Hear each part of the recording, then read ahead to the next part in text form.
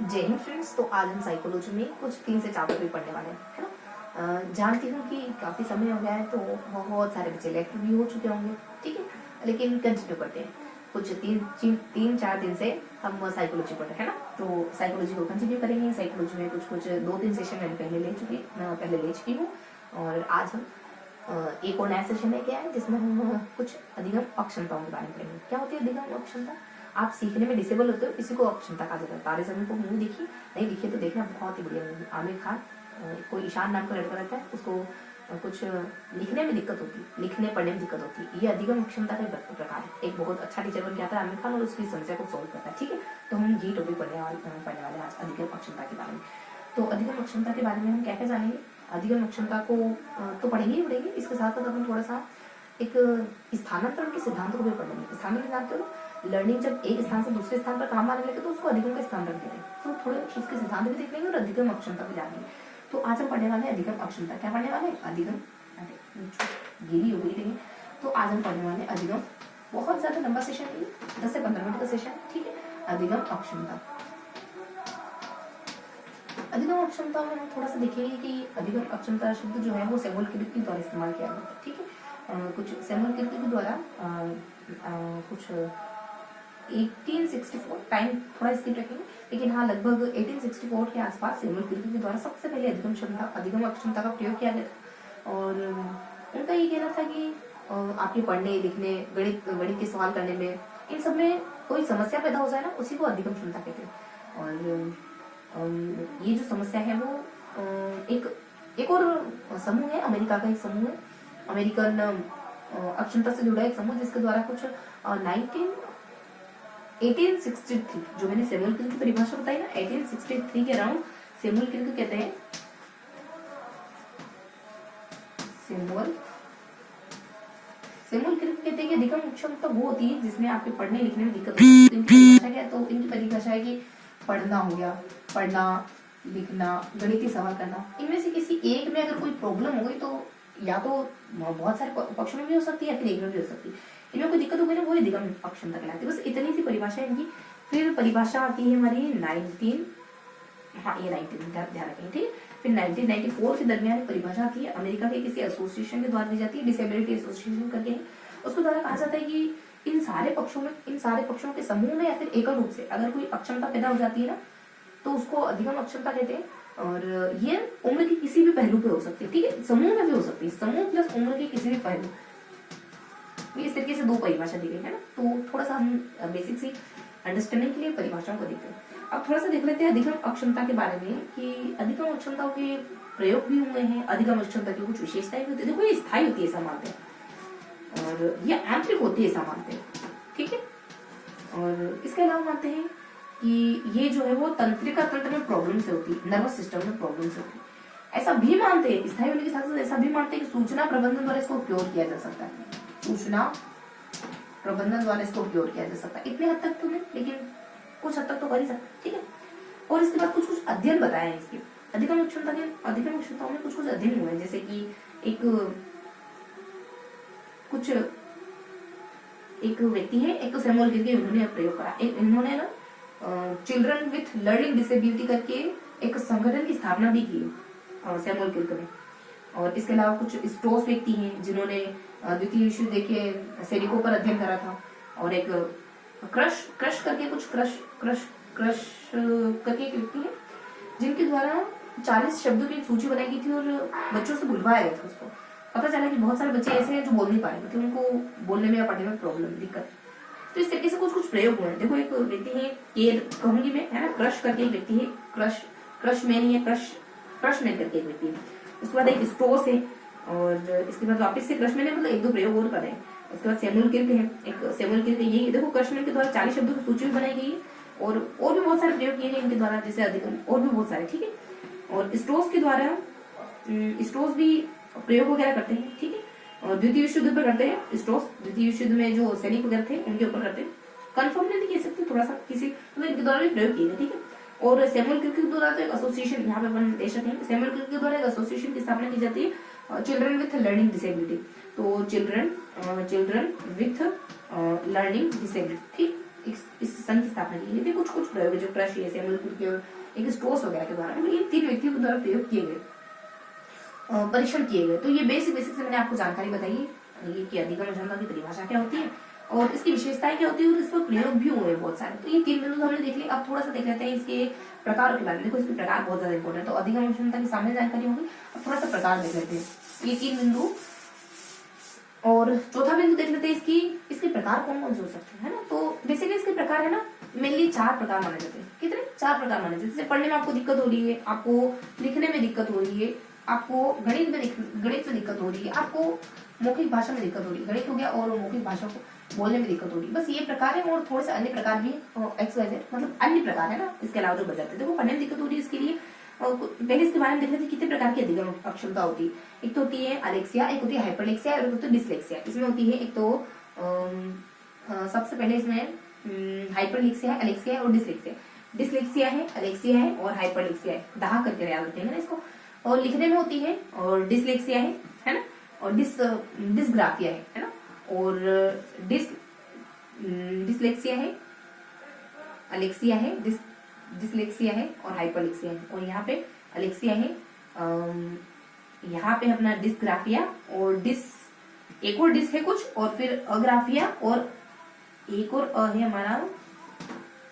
देखो ये हो गया डिसलेक्सिया, ये हो गया अलेक्सिया, ये हो गया अलेक्सिया, ठीक है। ये हो गया डिसलेक्सिया और ये हो गया हाइपरलेक्सिया, मतलब इसी से मिलते जुलते दोनों नाम हो गए, अलेक्सिया और डिसलेक्सिया, हाइपरलेक्सिया।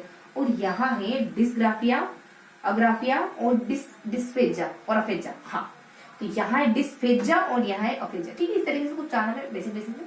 अब देखना देखो गणित में कौन सी होती है और मौखिक में कौन सी होती है, ठीक है।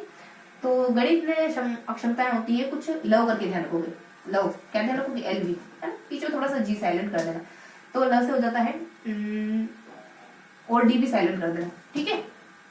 लव रखना और GD साइलेंट कर देना है। तो लव से देखो यहाँ वर्बल वगैरह हो जाती है, और ग्राफिकल वगैरह हो जाती है, और लेक्सिकल वगैरह हो जाती है, और डिसकैलकुलिया वगैरह हो जाती है। इस तरीके से कुछ 4 नाम होते हैं। मौखिक में क्या होता है, देखो मौखिक में सिर्फ 2 ही होती है। एक तो होती है अफेजा और एक होती है डिस्फेजा। एक होती है अफेजा और डिस्फेजा, एडी करके, वही अपना DA याद रखना, ठीक है। DA कहो, एडी कहो, बात है कि चलो एडी लिख देते हैं, है ना। तो इस तरीके से कुछ होता है।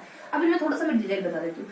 इसमें क्या होता है, इसमें क्या होता है, इसमें क्या होता है, देखो इसके बारे में अच्छे से जानकारी। इसका डिस्फेजा, डिसग्राफिया, डिसलेक्सिया, अलेक्सिया, डिसलेक्सिया, ठीक है। तो ये डिसलेक्सिया। तो देखो डिसलेक्सिया में क्या होता है कि डिसलेक्सिया शब्द का सबसे पहले प्रयोग करने वाले बर्डीन नामक एक व्यक्ति थे। 1887 में इनके द्वारा प्रयोग किया गया सबसे पहले शब्द अंगता कहा गया था इनके द्वारा। और इसमें होता क्या है बेसिकली, इसमें आपको पेन वगैरह पकड़ नहीं पाते, पेंसिल पकड़ने में दिक्कत होती है, नाम को मान पड़ते हो, है ना, इस तरीके से दिक्कत होती है इसमें। इसके साथ साथ आप स्वर प्रोनाउंस करने में भी प्रॉब्लम फेस करते हो। तो बेसिक से बातें होती है। ये इसकी विशेषता है, सबसे अच्छी विशेषता, मतलब अन्य जैसी विशेषता है। आप थोड़ा सा देखिए ना, तो इसके परीक्षण भी हुए, जैसे कि बोर्ड टेस्ट करके एक परीक्षण हुआ है, जैसे कि अर्ली स्क्रीनिंग परीक्षण हुआ, अर्ली स्क्रीनिंग भारत हुआ। तो इस तरीके से कुछ बेसिक जानकारी है ना, ये थोड़ा सा यूनिक है। बाकी ये बहुत कॉमन से, इनमें तो कुछ खास ही नहीं। अलेक्सिया में क्या आप पढ़ नहीं पाते, बस इतना ही। हाइपरलेक्सिया बोर्ड पे नहीं पढ़ पाते, बस मेन यही है इसमें। अब एक थोड़ा सा लिख देती हूँ ना, तो थोड़ा ध्यान रहे, है ना। एक बर्लिन नामक व्यक्ति थे, बर्लिन नामक, समय था 1887 का, ठीक है। और शब्द अंगता शब्द का प्रयोग, शब्द अंगता कहा देते इसको, शब्द अंगता कहा देता है, ठीक है बस। और इसमें कुछ नाम का मान है, नाम का मान पढ़ लेना, और पेन पेंसिल नहीं पकड़ पाना, है ना, इस तरीके के लक्षण शामिल होते हैं। लास्ट में कुछ परीक्षण भी है इसके, एक तो बोर्ड टेस्ट और एक अर्ली स्क्रीनिंग परीक्षण, अर्ली स्क्रीनिंग परीक्षण, इस तरीके के 2 परीक्षण भी बने। इसके बारे में बाकी तो कुछ नहीं, ठीक है। अब यहाँ देख लेते हैं। देखो इनमें सब में क्या होता है, सब में यही बताया गया है बस कि आपको लिखने में दिक्कत होगी। बस अग्राफिया में कहा गया है कि आपको दूसरी भाषा समझने में दिक्कत होगी, दूसरी भाषा समझने में दिक्कत होगी, ठीक है। बस बाकी में यही कहा गया कि लिखने में आपको दिक्कत होगी, और कुछ खास बताया नहीं गया। लिखना एक सूक्ष्म क्वेश्चन है, सूक्ष्म क्वेश्चन में दिक्कत होगी। गणित में क्या है, यहाँ पे कुछ बताया नहीं गया गणित में, बस यही है कि इसको डिस्क्राइब करा गया, ठीक है, इतना बहुत है।